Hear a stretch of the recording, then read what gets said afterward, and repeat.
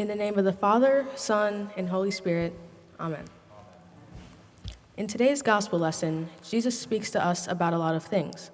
What sticks out as important to me are Jesus being glorified in his disciples, being sanctified, and thirdly, being commissioned. Glorified. Jesus talks about being glorified in his disciples. Some might find that strange as they weren't exceptional individuals, but they would go on to do an exceptional thing. Spread the gospel of the word and God across the world. In that way, they glorified God. Sanctified. Jesus speaks about being sanctified in the Lord. This is being holy in mind, body, and spirit. Without being sanctified, how can they legitimately spread the good news? Commissioned. Jesus speaks to God sending him into the world, and now he commissions his disciples to go forth and spread the word. So, how does this gospel relate to me?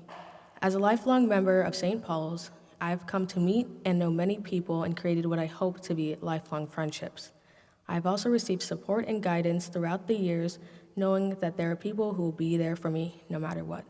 I've been placed on the path of success by those who surround me. However, what will I encounter on this journey? What I know is that I'm going to college and I will be thrown into a completely different and new environment than what I'm used to. But I've been taught to be comfortable being uncomfortable, to expect the unexpected, and learn how to make the best of whatever is on my path. This for me is like glorification. During my junior year, I was convinced to try sport unlike any of my other experiences. I knew I could ice skate and I knew that I had friends on the hockey team, but what I didn't know was how I'd be treated as a new member with absolutely no hockey experience. More importantly, being on a team where 90% of them were boys. I was pleasantly surprised to be met with absolutely nothing but welcome from the entire team. They worked with me on and off the ice to make sure I knew what was happening. Though not a direct correlation, this is sanctified, placing mind, body, and spirit into being a hockey player. The team gave me their blessing to go forth and be successful. Being a member of St. Paul's provided me with the opportunity to travel to Thésée, France, to learn about how other cultures live and worship. Since 5, I've been a member of the children's and youth choirs.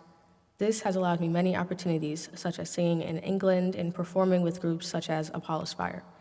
Being a member of the youth group also gave me the experience of working with the Lakota tribe in South Dakota and in Harlan, Kentucky, helping out that impoverished community.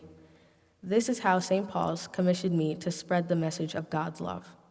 There's a lot of uncertainty in terms of what my future holds, but what I am 100% sure of is that the people who have helped me become the person I am today will always be there for and with me. Thanks be to God.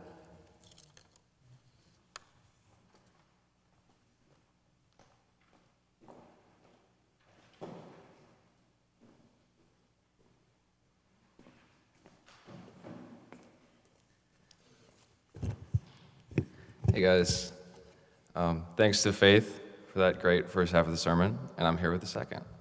And thanks to you guys for being here today, first time back. So today's gospel might need a bit of context, and our new friend John Kennedy so kindly gave me this context the other day. Thanks, John. And it is that this dialogue, this prayer from Jesus takes place at the Last Supper. So he's preparing for his death, and he's imploring God to look out for his followers once he's gone. We hear him praying for his disciples. He's praying that God will be with them and that they will stay strong when he leaves them behind. He says, "Holy Father, protect them in your name."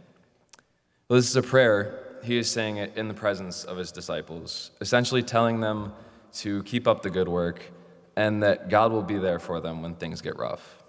He tells them that he is leaving soon and that they must fill his shoes. He tells them that soon they will be his representatives in the world. He had been Jesus for them, and now it was their turn to be Jesus for others. And they did a good job, and here we are today.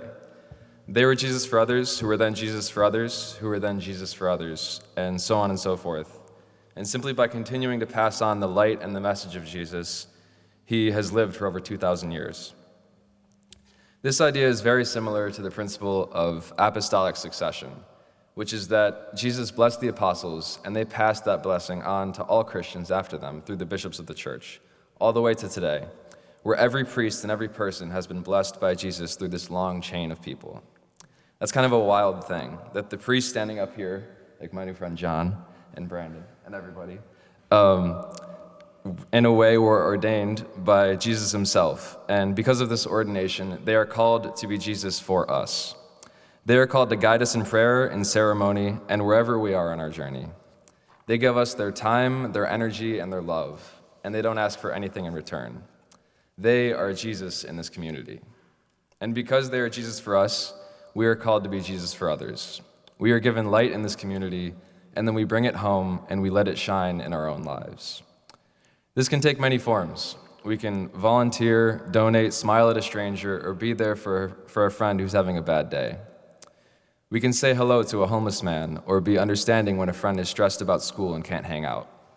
We can connect with a friend we haven't seen in a while, or maybe even make a new one. There are also ways that we can represent Jesus in our lives without even knowing it. It's simple things. For instance, a family friend of ours came over last night, and all she wanted was to see my pictures from prom a couple weeks ago. Whenever I see my friends, they always say hello, and they ask me how I'm doing. When I tell my parents about something that happened during the day, they always smile or laugh. Though these things seem small, they can have a great impact. And it's a combination of both big and small actions that make us like Jesus in our lives. Okay, so since it's Baccalaureate Sunday, I have an example of someone, or a group of people, I guess, from St. Paul's being Jesus for me. I was always the shy kid, like the really shy kid. I would never raise my hand in class.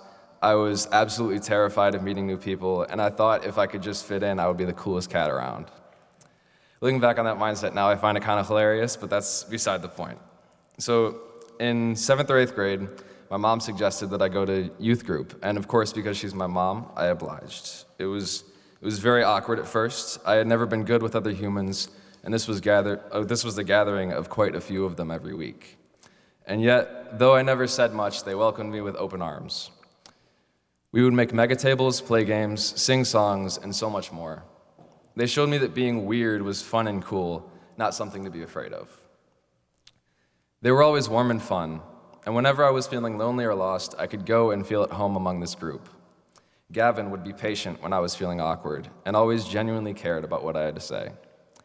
Ken would bring his guitar and his good vibes, which eventually would rub off on me.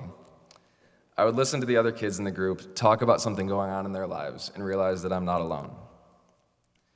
Through this youth group, I realized that the things that make us different are the things that make us beautiful, and that by expressing that difference, we can form deeper, more meaningful connections with literally anyone. So I was the shy kid at youth group, and much like the little kid playing basketball with the pros, I became more comfortable just by being there. They shared their company and their weirdness with me, and while it took a while, those gifts really transformed my world. I slowly became more comfortable with the things that make me who I am, and even more slowly gained the confidence to share them. I started smiling more and making new friends. I raised my hand in class and realized that I can't say I don't like Brussels sprouts until I actually try them. I knew that even if I didn't like something or didn't get along with someone, I could always come to youth group, and I would find that company, that weirdness, and that joy. So yeah, youth group and its many members were Jesus to me, simply by being there and accepting me where I was at. Now I have the responsibility to pass that gift on to others. Lord knows I struggle, Lord knows I fail, but youth group taught me that the simplest act of existing in someone else's presence is such an amazing gift. Anything else is a bonus. It will. These small things that we don't even think about can truly transform someone's life. I feel like we all have some sort of experience like this, some sort of small thing that someone did or how someone treated us that really meant a lot. No matter what it was, we carry it with us, and we know that if we do that thing or treat someone that way, we can have the same effects. I encourage you to think about something small that meant a lot to you, or to make an effort to do that thing or be that person for someone in your life today. I am forever grateful for my experience in youth group and will continue to strive to bring that love and presence into my own relationships. There have been so many other blessings in my life and here at St. Paul's that I could talk about for hours, but I'm already over the time limit, so here we are. So if there's one thing that I'd like to leave you with, it would be this. Maybe it wasn't just the people in the room on the night before his death that Jesus was praying for. Maybe he was praying for each and every one of us, that we could take these small blessings we receive from others and pass them on, that we can learn how to be Jesus in our lives, and that we can have the strength to do so every single day.